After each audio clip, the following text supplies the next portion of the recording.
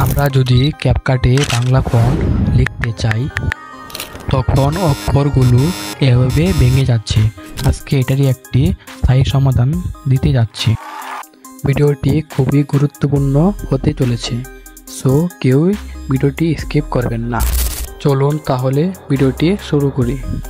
ভিডিওটি ভালো লাগলে অবশ্যই ভিডিওতে এক লাইক করে দিবেন এবং কমেন্ট বক্সে আপনার মূল্যবান মতামত জানিয়ে দিবেন।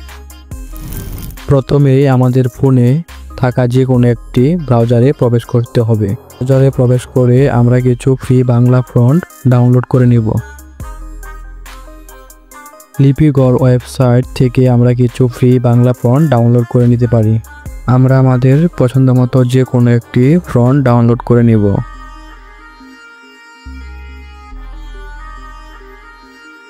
আমি আমার পছন্দ মতো একটি ফন্ট ডাউনলোড করে নিলাম। আপনারা আপনাদের পছন্দ মতো একটি ফন্ট ডাউনলোড করে নিন। ফন্ট ডাউনলোড হওয়ার পর এখন ফন্টটিকে আমাদের আনজিপ করে নিতে হবে। তার জন্য আমরা ফাইল ম্যানেজারে চলে যাব এবং ফন্টটিকে খুঁজে নিয়ে আমরা ফন্টটিকে আনজিপ করে নিব। আমি যেভাবে করছি সেভাবে আপনারা ফন্টটিকে আনজিপ করে নেবেন, না হলে কিন্তু এটা কাজ করবে না।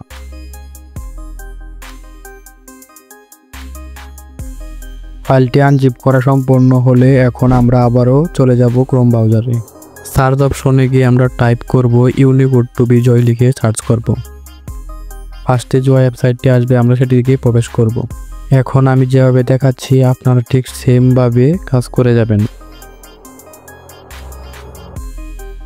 ইউনিকোড থেকে বিজয় এই অপশনে ক্লিক করব। এখন এগুলো আমরা কপি করে নিব। এখন আমরা ক্যাপকাট অ্যাপসটি ওপেন করে নিব। এবার আমরা টেক্সট অপশনে ক্লিক করব। অ্যাড টেক্সটে ক্লিক করব। আমরা যে একটা লেখা কপি করেছিলাম এটা এখানে পেস্ট করে নিব। এবার ফন্ট অপশনে ক্লিক করব। অ্যাড ফন্ট অপশনে ক্লিক করব। প্লাস অপশনে ক্লিক করব। আমরা যে ফন্টটি ডাউনলোড করেছিলাম সেই ফন্টটি এখন ইম্পোর্ট করতে হবে। এখানে ইম্পোর্ট করা শেষ হলে আমরা ওই ফন্টে ক্লিক করব, তাহলে আমাদের বাংলা ফন্ট টাইপ করা এখানে হয়ে যাবে। এভাবেই আমরা ক্যাপকাট দিয়ে বাংলা ফন্ট লিখতে পারবো। ভিডিওটি ভালো লাগলে অবশ্যই লাইক এবং কমেন্ট করে জানিয়ে দিবেন।